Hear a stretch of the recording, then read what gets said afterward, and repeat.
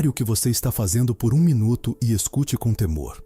O momento mais íntimo do seu casamento tem o poder de atrair a própria presença divina para dentro do seu quarto, ou de abrir a porta para forças aterrorizantes de impureza.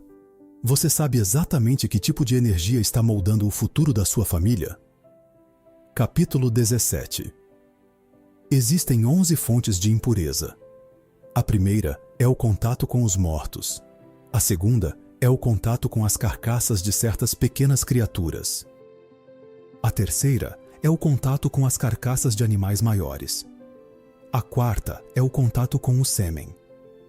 A quinta é o contato com a água de purificação, usada após o contato com os mortos. A sexta é o envolvimento na preparação das cinzas da vaca vermelha. A sétima é a impureza de Zave, que é uma certa emissão anormal em um homem. A oitava é a impureza de Zavá, que é um certo fluxo anormal de sangue em uma mulher. A nona é a menstruação. A 10ª é o parto. E a 11ª é Tzaraat, que é uma certa doença de pele induzida espiritualmente. Estas 11 fontes de impureza aludem aos vários mundos de impureza habitados pelos Hitzonim, que são um tipo de espírito maligno. Eles extraem o seu sustento das 11 emanações, ou Sefirot, da impureza. Correspondendo a essas 11 emanações, existem os 11 ingredientes do incenso usado no serviço do templo, cuja função era enfraquecer o poder das emanações de impureza. Conclui-se que, se uma pessoa toma precauções para evitar estas formas de impureza, ela se distancia da influência dos Hitzonim ao mesmo tempo. Mas se ela for atraída para essas fontes de contaminação, ela se envolverá e se enraizará nas fontes de impureza. Devemos reconhecer o grande poder da impureza menstrual. Existem 1405 tipos de Hitzonim, que habitam na porção da unha da mulher que cresce durante o período da menstruação. É por isso que Hakadosh Baruch Hu ordenou que ela cortasse as unhas no momento de sua purificação, e que ela tome cuidado para não as jogar em um lugar onde as pessoas caminham. Pois aquele que pisar sobre elas, mesmo calçado, pode sofrer danos, que os céus nos protejam. Feiticeiros usam essas unhas em sua feitiçaria, e as feiticeiras tentam conduzir a sua arte especificamente durante a menstruação, porque é nesse momento que os seus feitiços têm a maior chance de sucesso.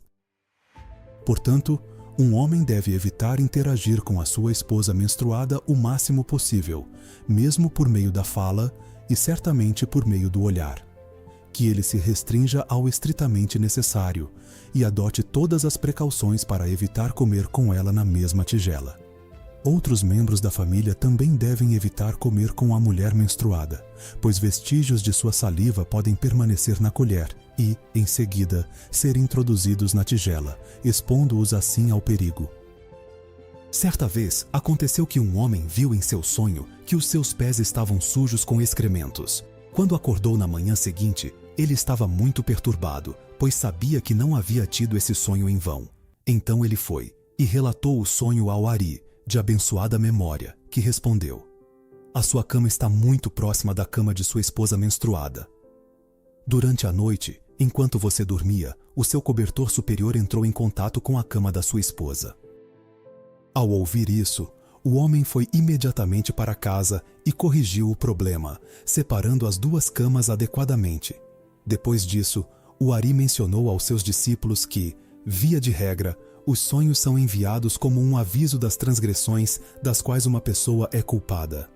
Portanto, que o homem adote todas as medidas de precaução para se distanciar de sua esposa enquanto ela estiver menstruada. E que ele também instrua os seus filhos, desde a primeira infância, a evitar o contato com uma mulher menstruada. Se um homem tem o cuidado de evitar o contato com a sua esposa até que ela seja purificada, ele deve saber que, durante esse tempo, a própria Sheriná se torna a sua parceira, conforme é relatado no Zohar, na porção de Bereshit, página 50a. Depois que a sua esposa for purificada, que ele se una a ela com modéstia, como o Zohar adverte na porção de Vaishlar, página 165b, que ele se comporte com modéstia nas relações conjugais em deferência aos 2 anjos à sua direita e à sua esquerda, que são o Yetzer Hatov e o Yetzer Hará. Em outro lugar está escrito no Zohar, na página 176a. Onde quer que sejam encontradas relações conjugais realizadas em prol de uma mitzvah, a Shekhinah habita ali, desde que o homem se santifique naquele momento, e que ele reflita que Hashem criou as 18 vértebras da coluna, através das quais a semente passa do cérebro para o local da aliança. Correspondendo a essas 18 vértebras, os nossos sábios instituíram as 18 bênçãos que recitamos 3 vezes ao dia em nossas orações, e em cada bênção mencionamos o nome divino. Correspondentemente, ele deve contemplar a santidade do nome divino naquele momento, como é mencionado no Haya Mehaimna, na porção de Kedoshim, página 126b. Felizes são os membros que são santificados no momento das relações conjugais, pois eles são como as lenhas de uma oferenda queimada, aos quais o fogo sagrado se apega, e então o nome de Hashem adere a eles. Por esta razão, está escrito no livro de Yeshayahu, capítulo 24, versículo 15. Com fogueiras vocês honrarão a Hashem. Da mesma forma, está escrito em outro lugar no Zohar, na porção de Metzora, página 56a. No momento das relações conjugais, um homem deve refletir sobre a vontade do seu Criador, a fim de trazer filhos sagrados ao mundo.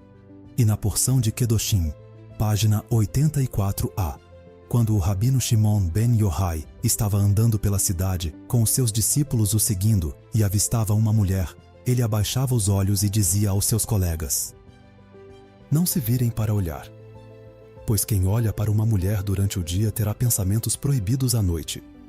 E se um homem tem relações com a sua esposa enquanto se envolve em pensamentos proibidos, é dito sobre os filhos assim concebidos, de acordo com o livro de Shemot, capítulo 34, versículo 17.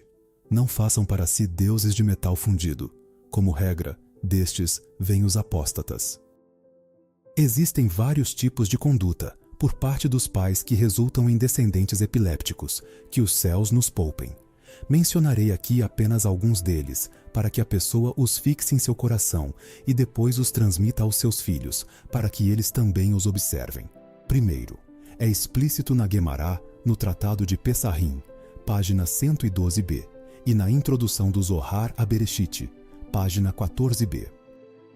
Aquele que tem relações à luz de uma lamparina terá filhos epilépticos, que os céus nos protejam, e ainda mais sob a luz da lua.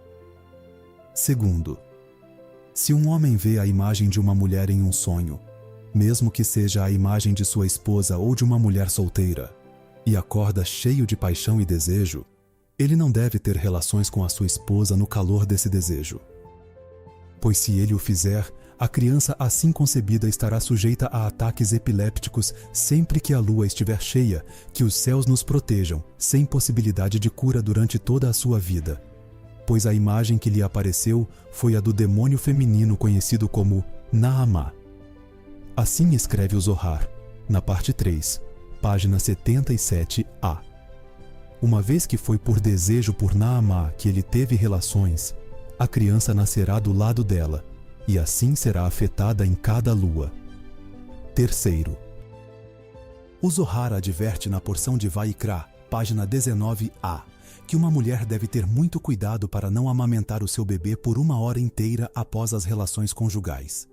E mesmo que ele chore, que ela faça todo o esforço para acalmá-lo até que pelo menos meia hora se passe. De qualquer forma, ela não deve amamentar durante a primeira meia hora, que os céus nos protejam. O motivo para isso é explicado lá.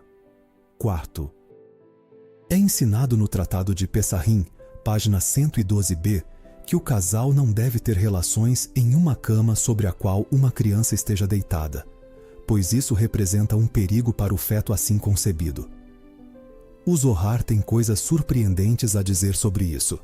A regra geral é que eles devem se conduzir com modéstia e confinar as suas relações ao tempo que é designado para isso, ou seja, depois da meia-noite, quando todos os membros da família estão dormindo. e que eles tomem cuidado para não ter relações na presença de qualquer criatura viva. Assim, a Guemará relata que Abaye costumava afastar os mosquitos, e Rava costumava afastar as moscas. No Zohar Hadash, página 15a, é ensinado em nome de Rav Huna. Uma pessoa deve se santificar ao nome dos céus no momento das relações, como está escrito no livro de Tehillim, capítulo 127. Se Hashem não construir uma casa, os seus construtores terão trabalhado em vão. A ideia é a seguinte: se as suas intenções não são em prol dos céus, para produzir filhos tementes a Deus e eruditos, mas sim pelo próprio prazer, então o seu trabalho é em vão, porque as suas intenções são de pura vaidade. Isto é, servem apenas para satisfazer o Yetzer Hará e realizar os seus pensamentos estranhos de prazer. O Zohar continua. O rabino Yosé ben Pazi disse: certa vez, eu estava caminhando pela estrada quando cheguei à montanha que fica perto da aldeia de Cardo.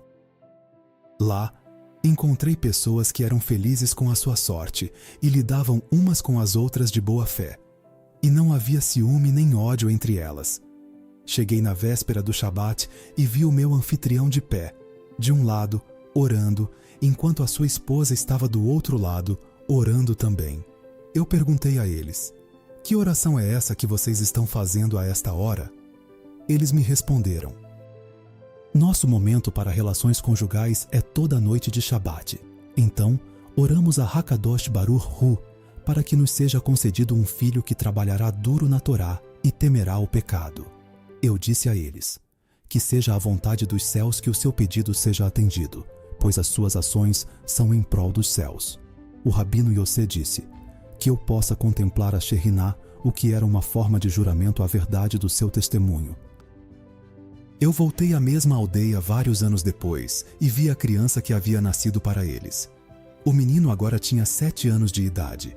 Eu queria falar com ele, mas ele recusou. O seu pai lhe disse: vá até o homem, pois ele é de grande estatura.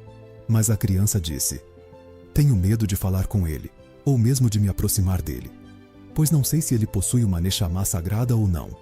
O meu professor me ensinou ainda hoje que é proibido falar ou se aproximar de qualquer um que não tenha uma Neshama sagrada. O seu pai lhe disse: que os céus nos protejam, ele é um homem de grande estatura e um dos maiores estudiosos da geração. Então a criança se aproximou de mim, mas, antes que eu tivesse a chance de dizer qualquer outra coisa, ele me disse: vejo que você possui uma nova Neshama, que entrou recentemente e não foi imbuída em você no momento em que você entrou no mundo. Eu respondi com espanto: é exatamente esse o caso, pois quando eu era um jovem estudante trabalhando arduamente na Torá, fui imbuído com uma nova Neshama. Então perguntei: quem é o seu professor? Ele respondeu: o rabino Alexandros. E o que você estudou hoje? Ele me disse: o seguinte versículo do livro de Tehillim, capítulo 111, versículo 10. O princípio da sabedoria é o temor a Hashem. Tem bom entendimento todos os que cumprem os mandamentos. Os nossos rabinos interpretaram isso como se referindo àqueles que agem em prol dos céus, e o seu professor revelou a ele percepções surpreendentes. Eu disse a ele: qual é o seu nome? Ele respondeu: Ahavá, que significa amor. Eu disse a ele: mestre Ahavá, no livro de Irmiyahu, capítulo 31, versículo 2, está escrito: eu amei você com um amor eterno. Eu também tive o mérito de conhecer o seu filho, o Rabino Ada, filho do Rabino Ahavá, e relatei a ele tudo isso. Portanto, uma pessoa deve se santificar no momento das relações conjugais, para que tenha o mérito de ter filhos que sejam estudiosos da Torá, e que ela ore ao longo dos primeiros 40 dias com as seguintes palavras: que seja a vontade do Mestre do Universo que tenhamos o mérito de ter filhos tementes a Deus e impecáveis, que tremam diante da palavra de Hashem, e que possamos observar neles a santidade dos sábios da Mishnah e do Talmud. Amém. No capítulo 18, explicarei que todas as ações de uma pessoa devem ser em prol dos céus.